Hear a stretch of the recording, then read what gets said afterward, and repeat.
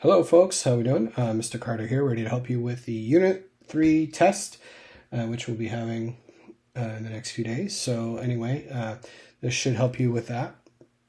Let's jump right in. So question 1, it's asking you which area model shows a way to find 688 divided by 4. So this is one of those problems where you're going to have to go through each one and just check to see which one makes sense. So I'm going to start right here with A. And I'm noticing that it's to do 688 divided by 4. But I notice right away they didn't start with 688. They started with 600. So this is incorrect because what you're supposed to do with the area model is take what you're dividing and start subtracting here. So A, automatically, I don't even need to go that far, is not an option. It doesn't show the right way. Let's look at B. So again, it's 688 divided by 4. So I'm noticing, again, great, they started with 688 here, divided by 4. Using friendly numbers across the top. 100 times 4 is 400. Very good. When you subtract that, you get 288. You bring that 288 here. And then again, using a friendly number, we're trying to get to that 0, right? So, so far, so good. 70 times 4 is 280. That is also correct. Leaves you with 8. So far, so good. Put that 8 here. And you know that 2 times 4 is 8, which leaves you with 0. So this, my friends, is correct. So you can go ahead and circle B. Now, if you want it just for fun, we'll go through the next two to see where they made a mistake, just to kind of just go through it. Well, you look at C. This here is incorrect. This part here, because they did 10 times 4 to get 400. That is incorrect. It should be 100.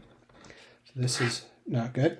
And then over here, they started out well, 100. So the 688 divided by 4, they did the whole 400 piece good. But then when they got here, instead of saying 70 times 4 to get 280, they did 7. So that should be 70. So that one is also not good. So anyway, boys and girls, the question is, the answer I should say is letter B. All right, let's go to the back. Question 2. A rectangle that is 9 inches long has an area of 72 square inches. What is the perimeter of the rectangle in inches? I'm going to circle that word perimeter because that's important. And I'll tell you why in a minute.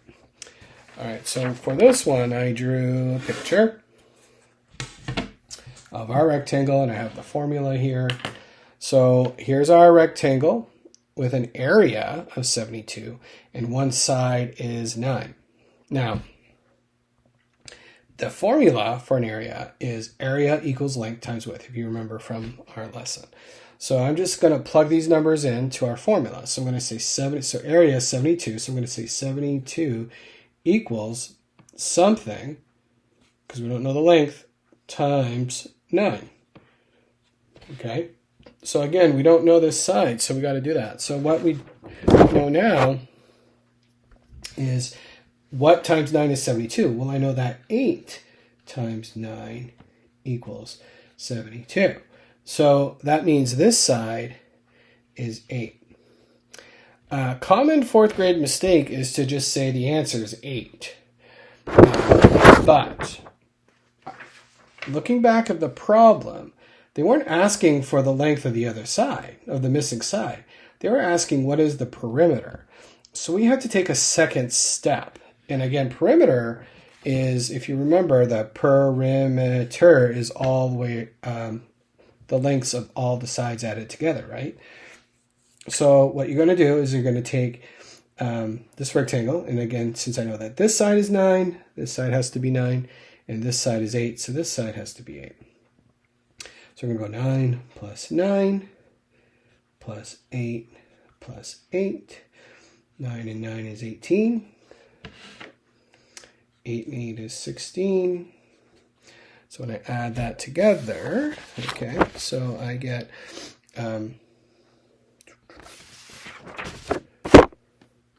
18 plus 16 is 34. Okay, so again, don't stop So for this problem, don't stop once you've solved the length of the missing side. That's not what they wanted. They wanted to know the perimeter.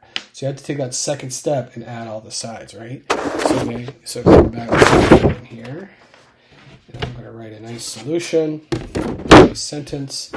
The perimeter is 34 inches. Okay. So that's it for number 2. Question 3. A sports store has 5,436 balls to pack into boxes. Each box holds 9 balls.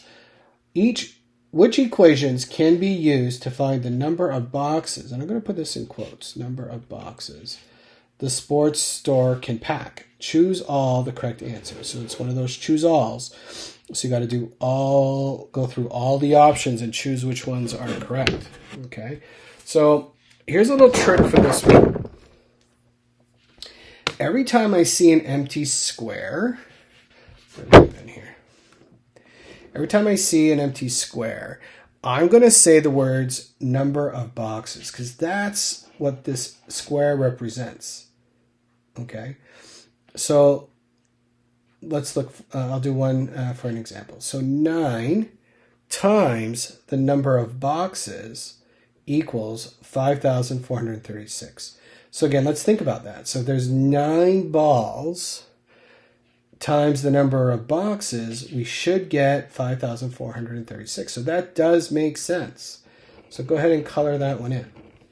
So again, every time you see the square, you're going to say number of boxes. Let's look at B.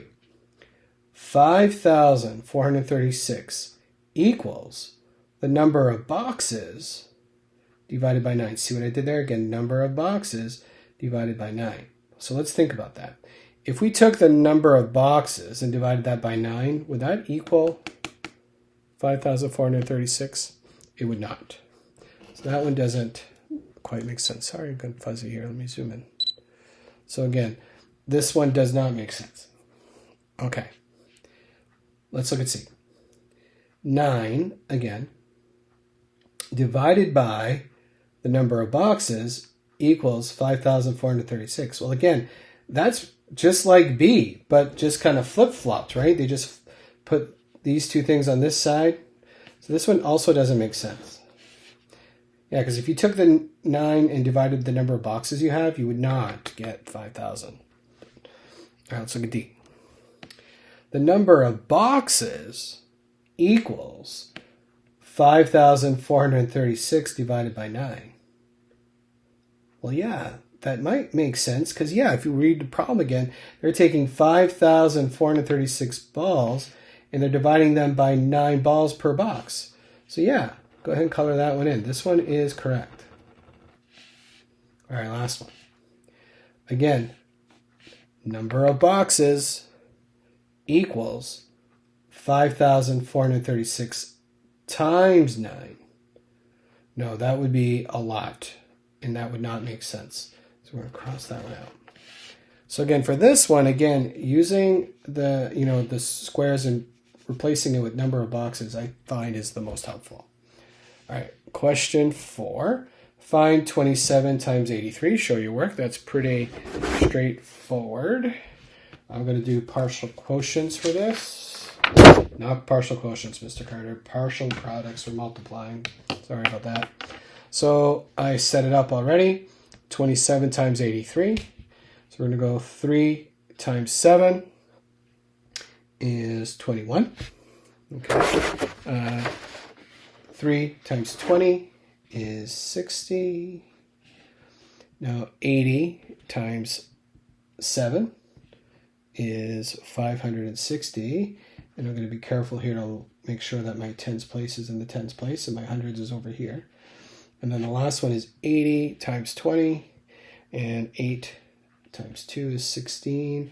With 2 zeros is 1,600. So again, I'm making sure that my hundreds is in the hundreds place, 1,600. And then you add all your partial products. 1 plus zeros is 1. 6 plus 6 is 12, plus 2 more is 14. Carry the 1. 6 plus 5 oh, well, watch what I'm going to do. 5 plus 1 is 6, and I know that my doubles, so 6 plus 6 is 12. Carry the 1. 1 plus 1 is 2. 2,241 is our answer. So again, for our solution, 27 times 83 equals 2,241.